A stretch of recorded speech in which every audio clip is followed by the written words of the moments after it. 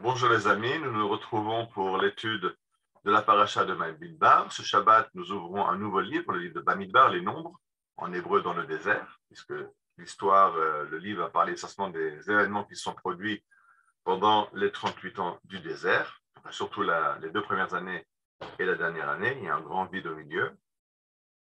Et cela commence par un dénombrement. C'est pour ça que les traductions ont choisi le nom de nombre. D'ailleurs, même en hébreu, on trouve Chomesh Apkudim, le livre des nombres, des dénombrements. Je m'excuse pour hier, je ne peux pas faire l'étude en direct. C'est la fête de Jérusalem, Yom Yerushalayim. Ça fait 56 ans que nous avons libéré Jérusalem avec l'aide de Dieu à la guerre miraculeuse des 6 jours. Alors hier soir, c'est la fête et nous complétons maintenant. Alors je lis la paracha. Seu et rosh koladat ben Israël, mishpachotam, levet avotam, mispar shemot, kol zochar le gulgolatam. Dieu ordonne à Moshe et à Aaron de compter le peuple d'Israël. Alors d'abord, je rappelle qu'on ne compte pas, dans le peuple juif, on ne compte pas les individus parce que compter, c'est uniformiser. Chacun n'est plus qu'un numéro. Il perd son identité propre et non chacun une identité. Donc, on compte avec des shkalim. Chacun donne une pièce de monnaie et c'est les pièces de monnaie qui sont comptées.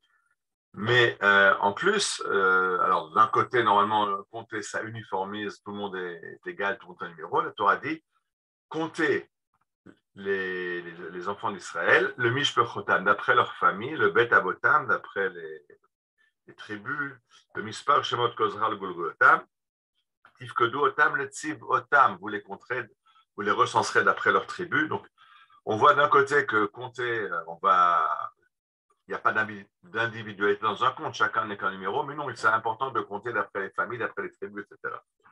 Alors, on va voir le Midrash. Le Midrash dit la chose suivante. Be'otot, Simanim hayu lechol nasi benasi mapa vetseva. Chaque tribu avait un drapeau. Et chaque drapeau avait sa couleur et son sigle.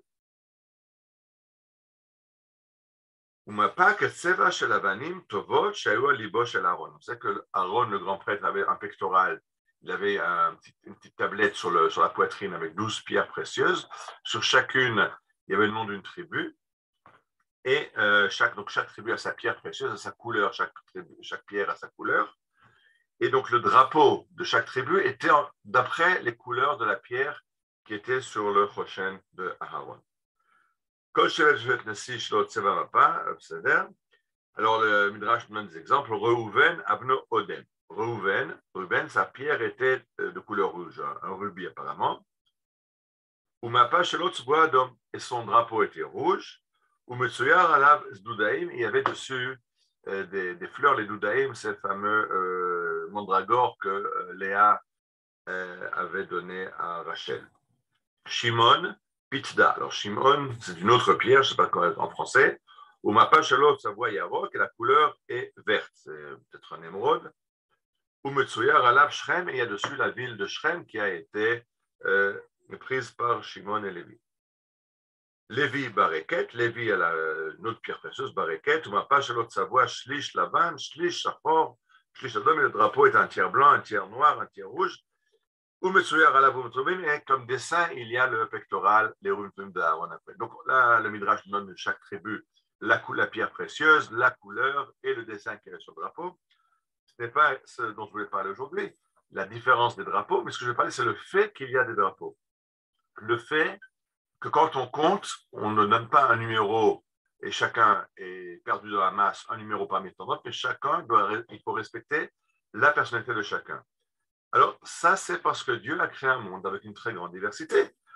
Il y a des milliers de sortes de plantes, des milliers de sortes d'arbres fruitiers, des milliers d'insectes, des milliers d'animaux, et même les êtres humains. Il y a certains ont la peau blanche, certains ont la peau noire, certains ont les yeux bridés, certains ne les ont pas, certains ont les cheveux blonds, certains ont les cheveux bruns. Il y a énormément de variétés de familles humaines. Et la Torah dit, c'est parce que ça a son importance. Si Dieu avait voulu à la russe ou à la maoïste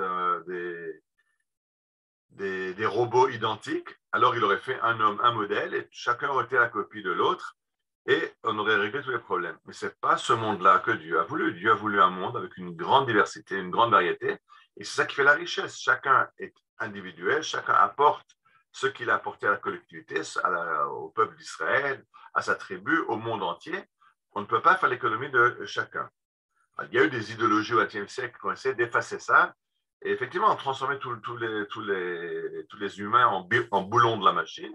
Je pense au communisme, je pense au maoïsme, mais pas seulement. Mais tout ça, c'est contraire à ce que la Torah recherche. Et je pense que c'est incroyable parce que c'est de nouveau, c'est par rapport à ce que nous vivons ces derniers mois avec ces manifestations pour ou contre la démocratie. J'espère que vous avez déjà compris que ce n'est pas pour ou contre la démocratie, c'est pour ou contre Bibi Netanyahou. La démocratie, c'est juste une couverture, il n'y a rien derrière parce que sous couvert de pluralisme et de démocratie, on veut faire taire tous les autres. Il n'y a que moi qui ai raison.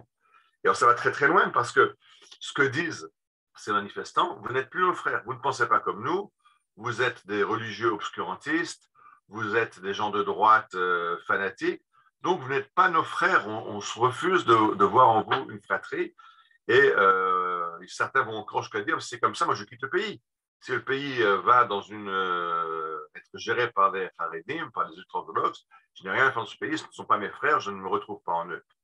Alors, la Torah dit justement, c'est ça, ce sont tes frères. Des frères, ce sont des frères différents.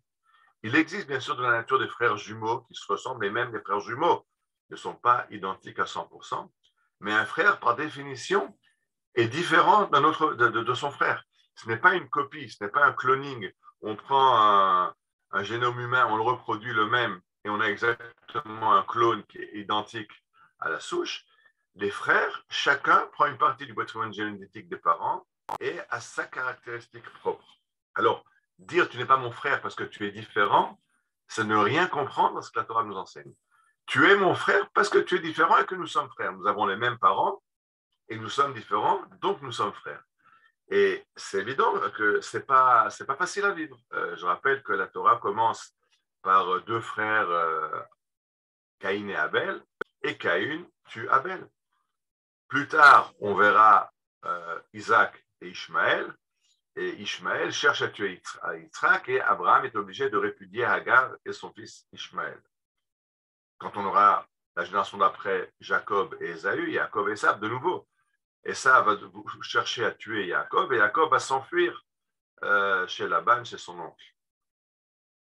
Même quand on sera dans la même famille, vraiment les frères unis de Jacob, les 12 tribus d'Israël, eh bien, malheureusement, là aussi, ça va être compliqué. Et au départ, 10 frères vont essayer de vendre Joseph, vont le vendre, vont pas essayer, vont vendre Joseph le 10e, le 11e.